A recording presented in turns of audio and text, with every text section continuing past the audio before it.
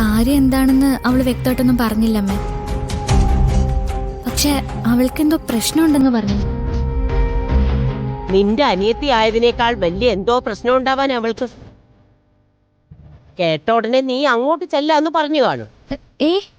ഇല്ല, ഞാനങ്ങനെ പറഞ്ഞില്ല. എന്താ യശോദേ, വെളുപ്പാങ്കാലത്ത് ഇവളെ കണിമംഗലത്തേക്ക് പറഞ്ഞയക്കാനുള്ള ഉദ്ദേശമാണോ നിനക്ക്?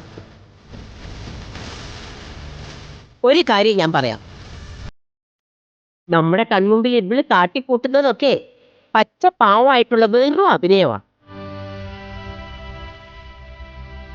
ഇവളുടെ മനസ്സിൽ ഒരാളോട് ഒരു സ്നേഹവും ഇല്ല.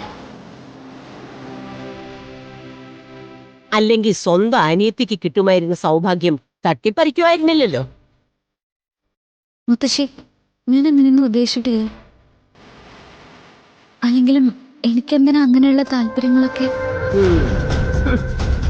യശോദേ, പ്രിയങ്കയും വരുണും തമ്മിൽ നല്ലവണ്ണം ജീവിക്കണമെന്ന് നിനക്ക് ആഗ്രഹം ഉണ്ടെങ്കിൽ അതിനാദ്യം വേണ്ടത് വരുണിനെ കാണാനുള്ള ഇവളുടെ അവസരങ്ങൾ മുടക്കുക എന്നതാണ്.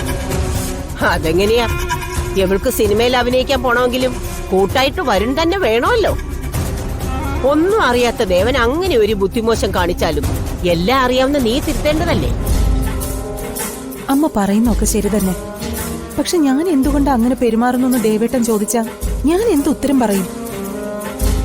ഞാൻ ഇവളുടെ മുഖത്ത് നോക്കി പറയുന്നത് പോലെ 4 വാക്ക് നിനക്ക് പറയാൻ കഴിയുമായിരുന്നെങ്കിൽ ഈ വീടിനകത്ത് ഇവൾ ഉണ്ടാകുമായിരുന്നില്ല. പ്രിയങ്ക വിളിച്ചാലും വരുൺ വിളിച്ചാലും കണിമംഗലത്തുള്ളവര് ഒരുമിച്ച് ചേർന്ന് വിളിച്ചാലും ഇനി മേലെ നീ കണിമംഗലത്തേക്ക് പോവണ്ട, കേട്ടല്ലോ?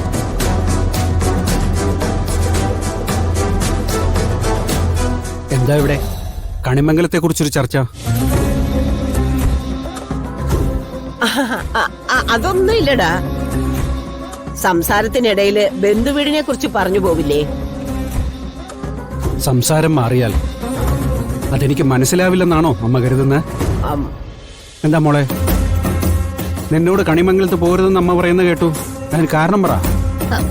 അയ്യോ ദേവേട്ട, പോകണ്ടെന്നല്ല, ഇപ്പൊ പോകണ്ടെന്നേ ഉദ്ദേശിച്ചുള്ളൂ. ദേ, ഇങ്ങനെ ഓരോരോ ആൾക്കാരോടായി പ്രത്യേകം ചോദിച്ചുകൊണ്ടിരിക്കാൻ പറ്റില്ല. കാര്യം എന്താണെന്ന് വ്യക്തമായി പറ മോളെ. അത് അച്ഛ, പ്രിയ വിളിച്ചിരുന്നു. നാളെ വെളുപ്പിന് എന്നോടൊന്ന് അങ്ങോട്ട് ചെല്ലാൻ പറ്റുമെന്ന് ചോദിച്ചു. അവൾക്ക് എന്തോ എന്റെ സഹായം അത്യാവശ്യമുണ്ടെന്നാ പറഞ്ഞേ.